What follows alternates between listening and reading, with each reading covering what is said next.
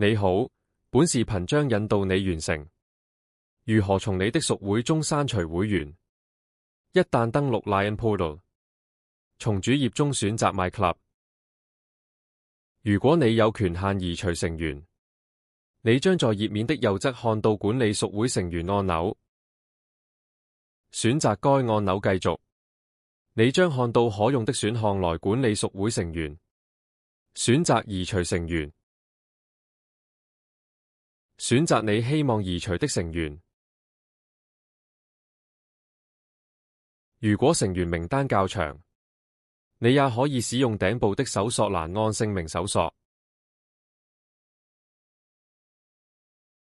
選擇結束日期和移除原因。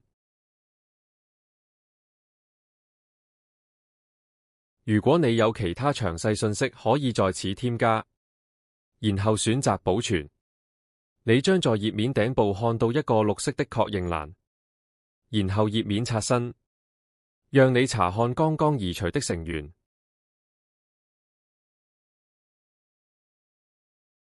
使用下面的查看所有選項，在屬會成員列表中找到你剛剛移除的成員。